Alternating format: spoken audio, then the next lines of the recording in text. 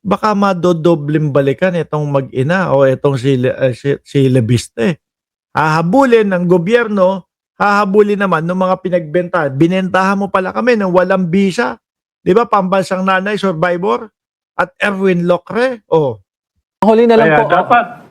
dapat malaman ng mga foreign buyers niya, wala nang epekto yung kanyang prangkisa dahil binenta eh.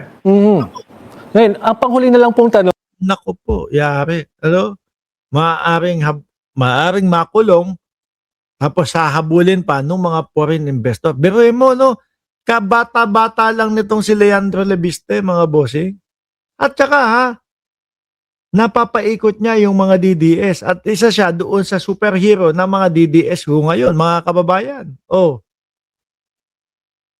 ano hong masasabi nyo na ngayon ang investigation, plunder, graft laban sa mag-ina ay gumugulong na sa ombudsman po?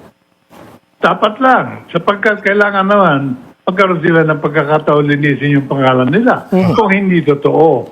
eh hindi, kaso ang nakikita ko sa kanila, laging sinasabi, hindi totoo. Tapos biglang, kagaya niyan, nung pinuntahan ko yung Facebook page ni Lebiste, mga bossing. Nung pinuntahan ko yung Facebook page ni Lebiste, binubuhay na naman niya yung tungkol doon sa Cabral Files. Oh, siguro akala niya madami pa din at ganun pa din yung paniniwala sa kanya sa Cabral Files.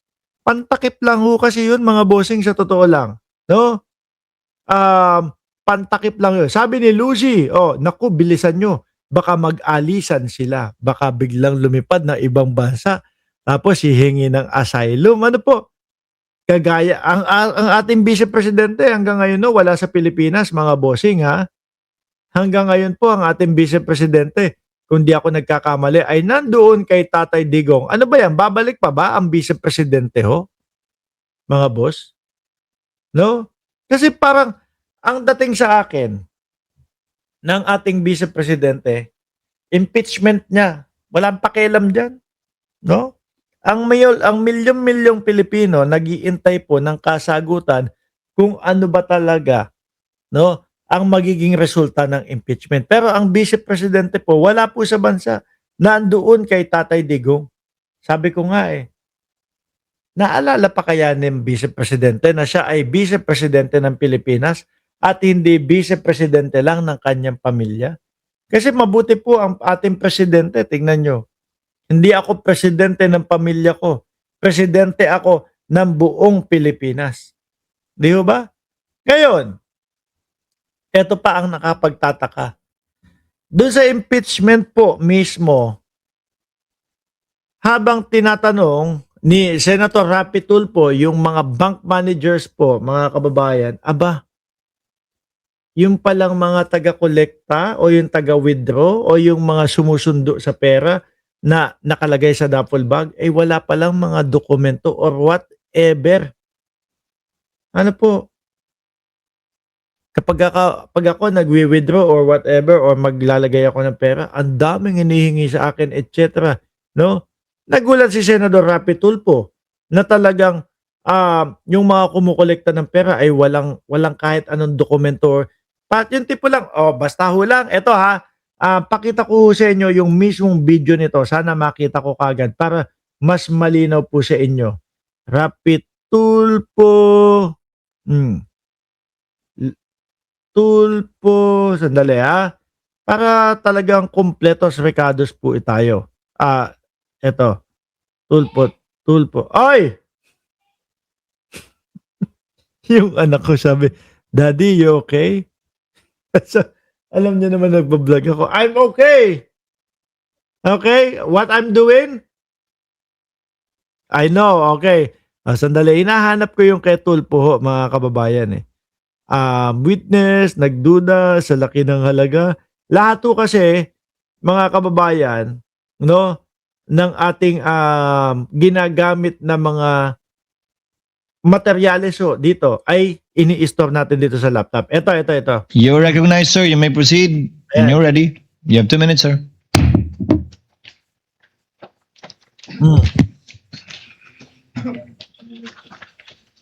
Ito po yung kay Rapid. Madam Witness, ayon sa COA Circular 2015-01. Pagdating sa disbursement ng confidential fund, ang authorized lang dapat talaga yung head ng agency or yung designated person ng agency na yon. You agree? And in this case, ang SDO is Edward Fajarda. Alam na natin, kanina pa natin pag-usapan. Yep. Correct? Yes, sir. Now, anong mga dokumentong sinumite sa Land Bank, DepEd Land Bank para magpapatunay na in fact talagang si Edward Fajarda ang designated SDO? Wala po. Wala. Wala po. Ano ibig sabihin wala? So, walang dokumentong isinumite na dinedesignate si Fajarda ng head ng agency na yan para sabihin ito ang SDO. Ito yung maging katransaksyon nyo? Wala? Wala. Laway lang? Nagpunta po dun si Mr. Fajarda na siya yung payee at nag-present Tingin ko dito mga kababayan, itong mga bank managers na ito, alam na nila na Office of the Vice President at baka kinausap din ng Vice Presidente na, may papupuntahin ako dyan, si Edward Fajarda, no? Magwi-withdraw siya. Siguro ganun na lang po, mga kababayan. So sa madaling salita, meron silang mga hindi nasunod na mga protocol dito. Sabi ni Ma'am Bibeng, naka-timing sa live. Maraming salamat po. po siya ng identification. Of course, pero dapat meron siyang dokumento pinipresent na siya ang dinedesignate ng head ng agency na yon bilang SDO. Right? Wala po silang na-present Wala. sa amin. And then you honor it? Face value? Nagpakita lang siya ng dokumento. Ako si Fajarda at ako yung designated SDO just like that. And you said, Parang, hello po, ako po si Fajarda, taga-Office of the Vice President. Okay na, sige, withdraw ka na. No? Tapos lagay na sa mga bag na itim na mahahaba iyan. okay. Yes, sir. Wow. Hmm. No. Grabe. Under the COA circular, it should only be the head of that agency who happens to be the VP. Or kung ayaw ni VP, magde-designate siya ng tao na maging SDO niya at meron siyang dokumento pipirman para ini-endorse niyang SDO na yon. Ako nga mga kababayan, kapag kayo magwi-withdraw lang sa sarili ko pang pera, papakita mo pa yung ID, papakita mo pa yung etc. Lahat na. Di ba? Ito, million, magkano? 125? Million? Who happens to be Fajarda. And you said wala. So sinabi ni Fajarda, hello, ako si Fajarda, akong designated na SDO ng DepEd, and agad-agad pininiwalaan nyo. During the first encashment, na-mention po ni Ma'am Sonia na mag-e-encash si Mr. Fajarda. Pero parang hindi naman niya na-mention na SDO. No ma'am, ang ibig sabihin dapat someone should have endorsed Fajarda as the SDO for the DepEd.